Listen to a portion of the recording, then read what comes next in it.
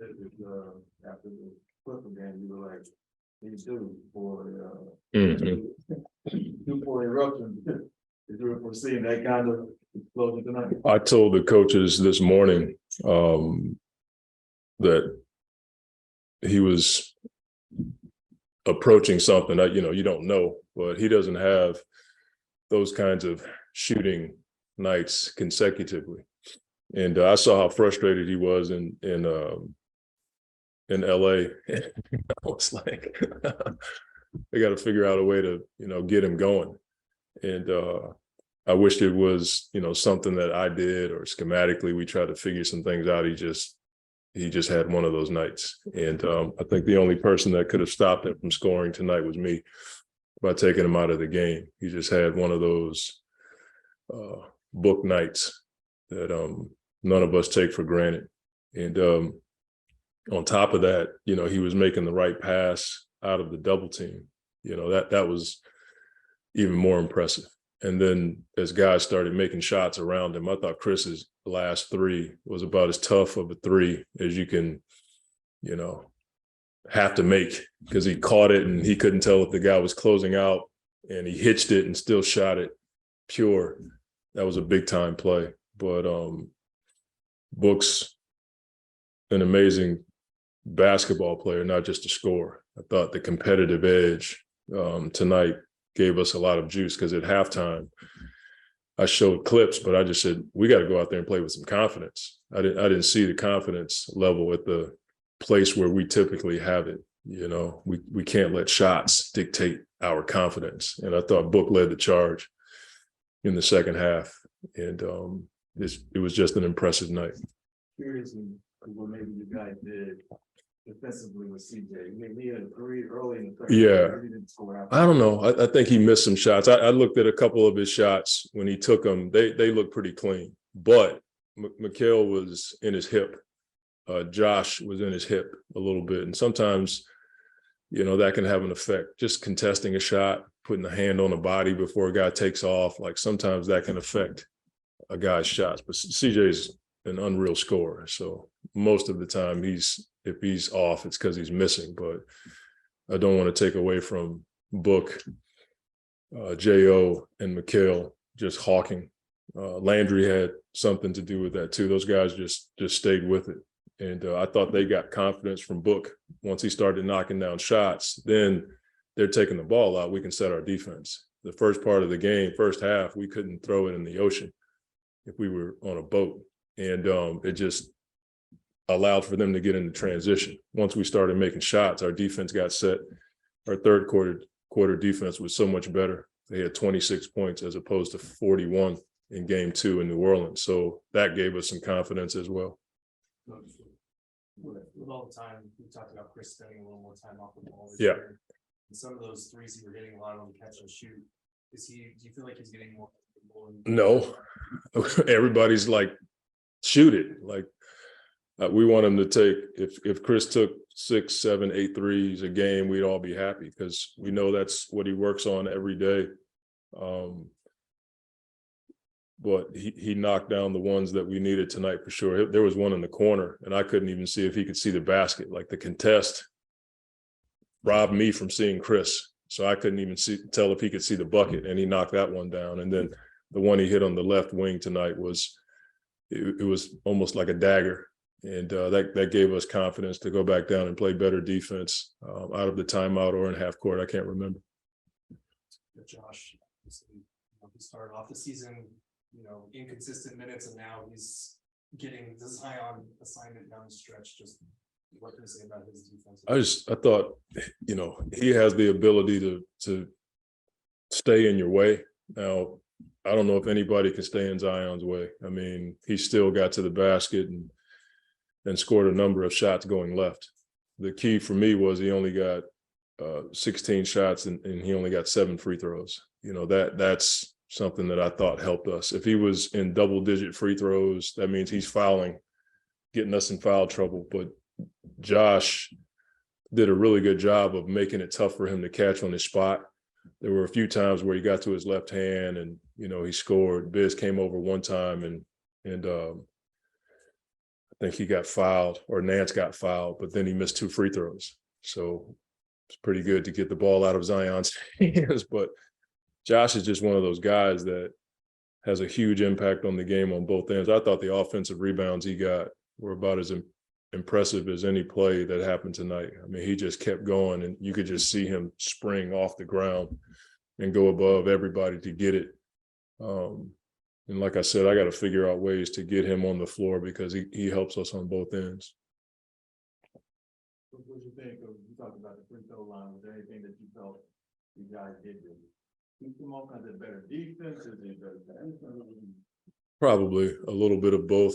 You know, we're not used to having this disparity in our favor, you know, 35-13. So it's hard for me to even speak on it. I'm not used to being in this position, but I thought our guys did a much better job of, you know, moving their feet without fouling. I thought we call it wall on wheels, and we were moving our feet with our hands in the air, and we weren't reaching. And again, J.O. was one of the guys that was leading that charge. The guys who are on the ball a ton, Mikhail does it, Book does it. We just did a good job of being disciplined in those situations where guys were attacking the basket. Did you see, you mentioned the shot that Chris hit, was it one that Booker hit tonight, and you were like, did a double take like he made that one? It was just a bunch of them, maybe the one way over in the left corner. It was almost like, When it went out of bounds. I can't do that, you know. That's what you're sitting there thinking. I thought a couple moments, one of the shots he made got overturned and was a 2 in the first half. And then in the second half, one got overturned to a 3. I was like, okay, this is pretty cool. But the stuff that young man does on the floor it's unique to him.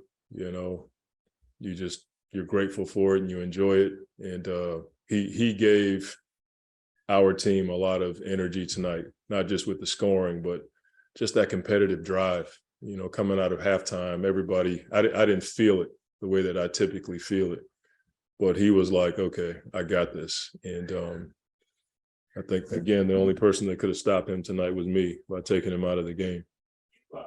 When y'all were making that comeback, Booker scored 25 points in a row for you guys. Is that right? Yeah, like, have you ever seen anything like that? I mean, you know. I mean, I've been in the NBA a long time, man. I've seen a lot of stuff. Yeah, I've seen that before. Unfortunately, it was probably somebody I was playing against or coaching against. So, but he scored 12,000 points tonight and set an arena record. So that's something that he and his family can enjoy. That was really impressive. Monty, when you guys aren't getting your threes, what's the next option you'd like to see you go to? Shoot the next one. Just shoot. We don't, the last thing you want to tell guys with great intentions is to not shoot. Now, we may recommend attack the paint, but that typically leads to a rim shot or another 3.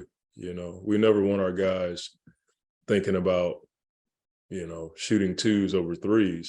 I'm a guy that likes 2s, but we want our guys to have the clearest mind when they're in that moment and they're not making shots. The last thing I want to do is infuse any lack of confidence in their abilities, because I watch those guys work every single day. I walk around the gym every day while they're shooting, and I'm just watching them, you know.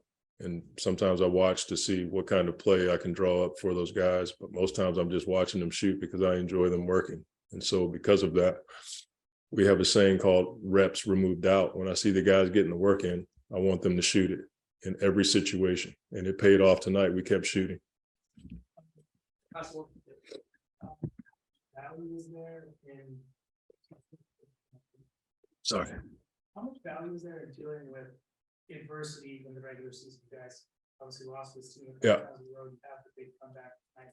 I know it's just one game. How much value? That's why I always laugh at people when they say the regular season doesn't matter.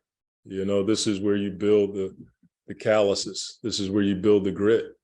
This is where guys who haven't played in certain situations get that experience, so that when they do, if you're fortunate enough to get to the playoffs, they have a reference point, you know? So I think it's important for us. And like I said, last year, I felt like we won a lot of games. We typically won them down the stretch with, Chris and Book and a few, Mikhail making plays. This year, you're seeing it in different ways early in the season.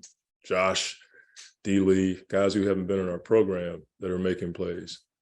I think that stuff allows for you to be hopefully a better team in the playoffs if you're fortunate enough to make it. Thank you. Thank you. Thank you, sir.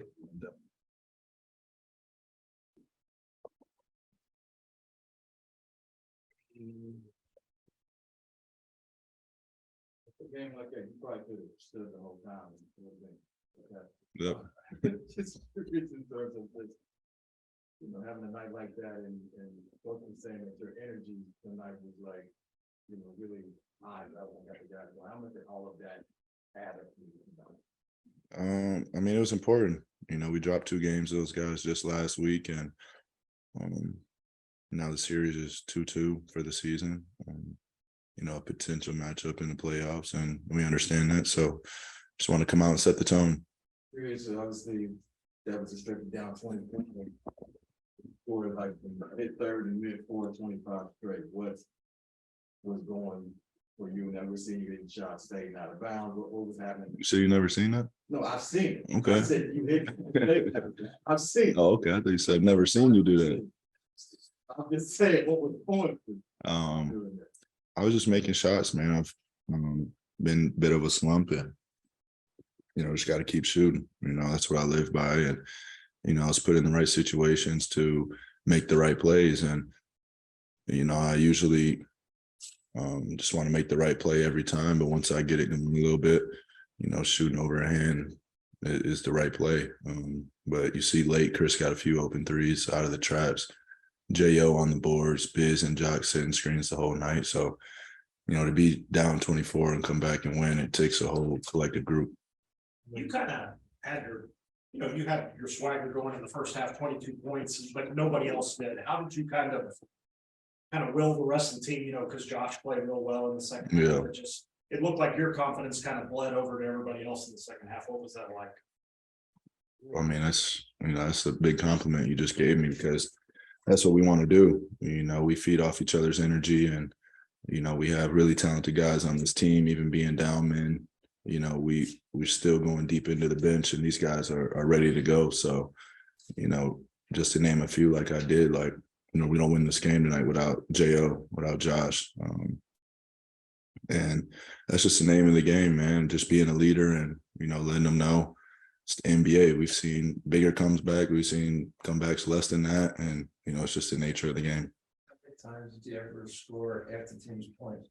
Half the team's points. I've probably done it once or twice. Maybe. Oh man, don't get me started on that. I'm gonna have to hear about that for a long time. Yeah, from my dad for sure. He's probably waiting in the hallway right now. He won't even smile. I'm serious. Mhm. Look, I know we've talked about how when you get hit with those doubles, your mindset is to make the right play, trust your teammates. How rewarding is that in a late game situation when you've got 58 for you to be able to do that, and Chris knocks down the 3? Yeah, I mean, those are the shots that we need.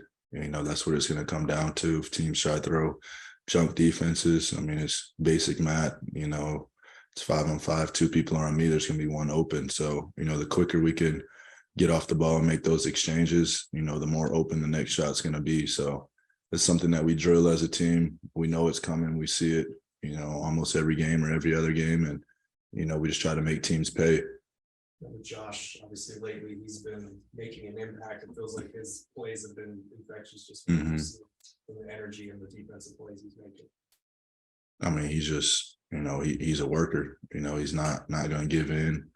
Those plays hurt. Them offensive rebounds, and then on the other end, he's making it tough on you every time. I mean, I had a short training camp with him, but he was doing the same thing with me in training camp, just making it tough every day. So he's that caliber player where, he can go out there and slow down any top, primary scorer in the league, and I truly believe that. And, what he does on the offense and people aren't doing either.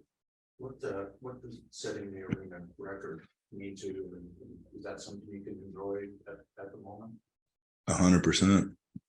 This is, I always bring it back to the franchise that believed in me, that drafted the 18-year-old kid, out of Kentucky. So to be here through the ups and downs and, to have the struggle years and the people still stay with us, stay with me and believe, to do it here in front of our home crowd was very important. And look, at the end of the game, leaders like yourself usually, you guys usually take control of your team and things that happen with another team doing something against you guys. Zion play at the end. Your last shot you took, was that some time in the clock? You're trying to get a stab back at Zion? Just playing to the end. Real quick, I was wondering about the first half. Seemed like we're getting second chance points, but ended up getting those the second half. And Josh obviously put in a lot of work on offensive points. Looks like, obviously missing Aiden and but willing yourselves through the bench to get those plays to get you guys those extended plays. You said what about it? Yeah, what does it feel like when you getting those extended plays from the bench, even though the bench wasn't, scoring? Yeah, that's what you need, man. Like I said, those plays hurt. That's something that we stress. That's something that we struggle with a bit is defensive rebounding. We've been, great offensive rebounding, but, those plays hurt when you guard a whole possession and, somebody shoots and everybody just looks at the ball and somebody comes in there and gets an extra possession. It's, those are the plays that make or break games sometimes. Devin, how much do you enjoy games like this in the sense of it's supposed to be this tension and this whole rivalry thing and so back and forth, and you're in that middle of all of that? How much do you enjoy tonight like that? That's why we play the game. That's why we're in the NBA. It's the highest level of basketball with the highest level of competitors in the world. So, to be able to wake up every day and get the chance to match your talents up against, talent that the world's never seen before, it's an honor. Yeah.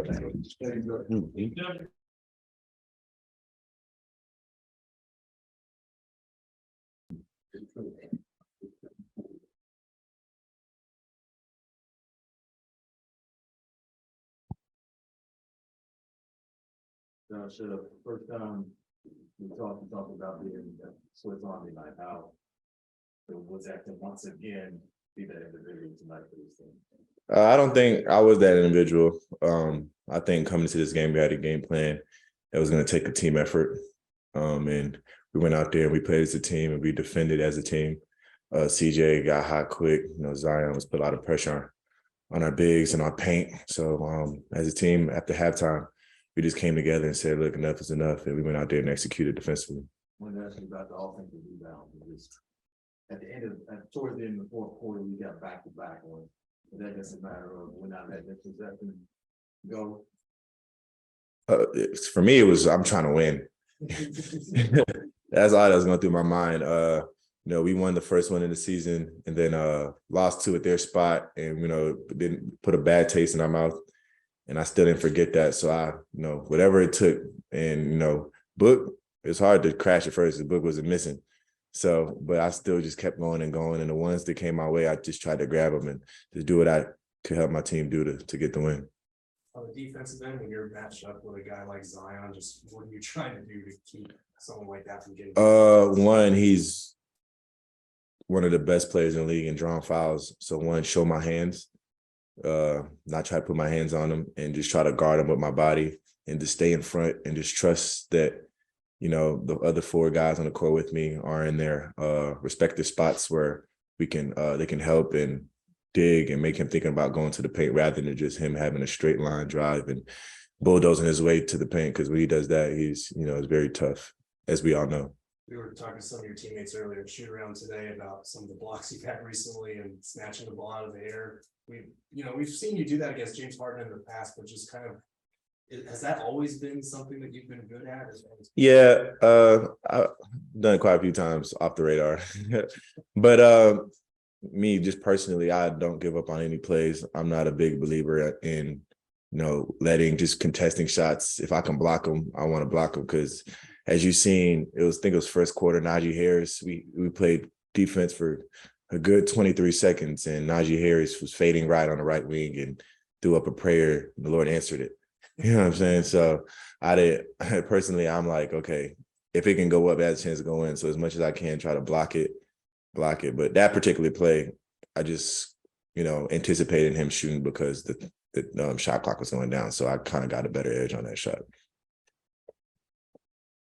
Anything else, Josh? Appreciate y'all. Thanks, Josh. Thank you.